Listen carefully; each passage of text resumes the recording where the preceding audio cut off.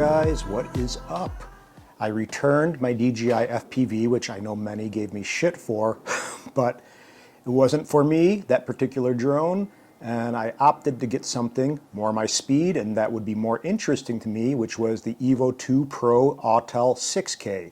And the reason being, primarily I'm a still photographer, I do a lot of video, but at the same time I also do a lot of commercial stuff and real estate photography, and to have no geofencing on an Autel drone sounded really interesting to me. And I had some friends that had the 6K and they sent me some sample raw files, and I was really impressed with the quality of the still photography side. So for now, I'm really excited to get this guy in my hands.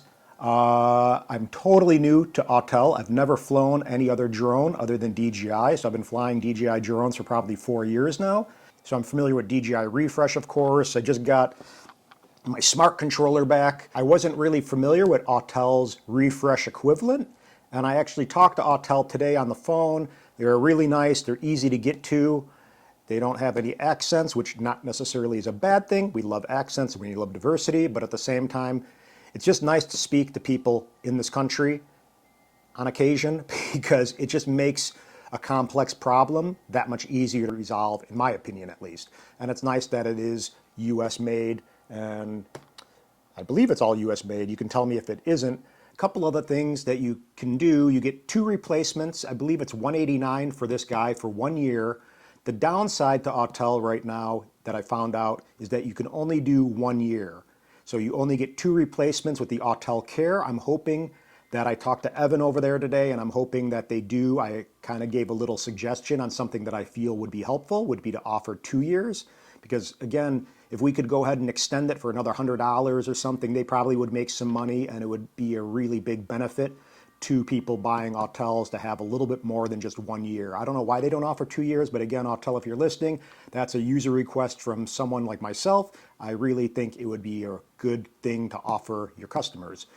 But what I need to do essentially is take this guy out of the box. I have to update everything firmware-wise to make sure we have the current firmware. I got to activate it, and then I got to go to Autel's website, and I go and purchase. I enter my serial number first, and I get, I think, a product key and that little thing to prove I'm not a robot, and I go ahead and purchase the Autel Care for 1 year, 2 replacements. It is covered with water damage, but you do have to recover the drone, so they're not going to honor the Autel Care replacement if you don't physically give them back the drone. So if it does go in the lake or pond or whatever it is, you do have to recover it, which requires diving, which I've done before, to get the drone to send back to them, so you're aware. So that's one of the things you need to know about Autel Care. And again, it's only offered for 1 year, and we're hoping that they do implement 2 years eventually. But right now, let's kind of get into it. I ordered this from B&H. They sent me an Autel Robotics. I guess it's by Hoodman. This landing pad, which I probably will never use, but if I'm on a job where I need to look kind of official and more geeky, like I'm doing mapping or something like that, which I don't do that often, that could look a little bit more official, wearing a vest and you have your landing pad and you just kind of have the whole kit and caboodle, so to speak. They sent you a 128 card with the drone, and they have a $300 off sale right now for spring, I believe. I believe it runs until the 11th. So let's open this guy and see what is in the box. So I got to find my knife. So I couldn't find my pocket knife, but regardless, let's open this guy up and see what is in store for us. So again, first Autel drone ever. I'm really excited. A little bit nervous, not really nervous, but just kind of apprehensive, hoping the transmission is as good as the OcuSync 2.0, for example. So I'm going to do an altitude test with this Autel really soon. Obviously, I'm going to fly it somewhere a little bit more conservatively first to see how it does with the range and the transmission and the connectivity of everything. But again, just so you guys are aware too, they have the new night flying regulations and rules on the FAA website. I did that last night. It took probably an hour and a half to 2 hours. And if you are a 107 pilot, you want to go ahead and do that eventually. They have the test live now on the FAA website as of April 6th, and you cannot fly at night or over people with the new rules in place until, I believe, the 21st of April. So again, just so you're aware, I did that last night, and that was kind of cool. So we're going to open this guy up. And one of the things I talked to Rick from Drone Valley, who was super nice today on the phone, and he kind of gave me some input on his Autel experiences. There's other people that I've kind of paid attention to, like Aldrin from Flight Path and a couple others, like 808 State, some people like that that have Autel and do a lot of stuff with them. And personally, I'm excited to see what this thing's about. So we have in the box, this is the Plus on the Go bundle. So it comes with not the hard case. I actually ended up buying the hard case, which is to the left of me. I've got it from Amazon, and it's pretty massive. So from what I gather, this drone is going to be a big drone, at least larger than my Mavic 2 Pro and Zoom, for example. But at the same time, I'm just kind of curious to see what this is all about. To have another experience other than DJI to compare to is really kind of cool to me. So we're going to open this guy up, and we have... Oh, let me see. I got to stand up. Let me do this.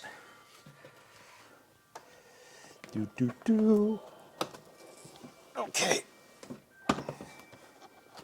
So we have one box, two box. Put that aside. So we have the Go-To bundle, which apparently has the shoulder bag, which I could care less about, a battery, and propellers. So we got props, essentially, and a battery. That's really all I care about. I probably will have a couple other batteries I need to buy. They're around $200 each. So they are kind of pricey compared to the other batteries from DJI, but they do last 40 minutes, so that's something to be said, and not that big of a deal. We have to invest in this stuff, as we all know, and it's just kind of a money pit. So there's that. So we can open this up just for kicks and see. I don't know where my other pocket knife did go. And on a kind of different compulsive note, if you open the boxes carefully, like I do, you may not think that it's something that's kind of a big deal. You just want to rip them open and stuff. But if you actually come time to sell your stuff and you have everything looking pretty much brand out of the box new, guess what? You will be able to get a little bit more money for your drone if you ever do want to sell it. So it may seem kind of like OCD compulsive, which it is, but it definitely does pay off when you're selling it to another person, and they do appreciate that it is taken care of from outside the inside. So we're going to open this guy up, use sharp knife. Okay. This is super compulsive. See that? So we're going to go ahead and get this little seal. So there's a little safety seal there. Pop open this guy. Oh, didn't completely open. There we go. And let's see what is in here. Okay, so, I mean, everything looks nice. The boxing is really clean. The presentation is really nice. Very simple. We have this bag. So, nice looking bag. I don't know if there's anything in the front pocket. No, but there's a little front pocket for memory cards, stuff like this. Boom, keep that in there. What we want right now, we can open this guy up and see what is in this guy. And we have one flight battery, voila, which I've never seen yet in person. So let's open this guy up and take a look. And this is just my initial input on never seeing another battery other than DJI stuff. And pretty heavy, actually. It has some weight to it. But if it allows me to fly 40 minutes, rock on. So we got battery, boom, take this guy, put it back in here. And I do honestly think it helps putting the stuff back the same way you got it. So if you do have to return it or you do have any issue, at least everything's kind of how it should. So basically, battery, props.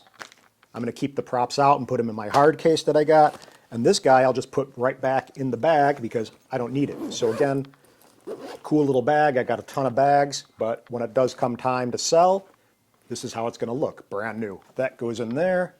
Now we have the actual drone itself. So let me move this guy over with the props and the memory card.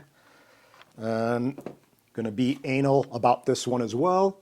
Really sharp knife helps out. Don't cut your fingers. Boom.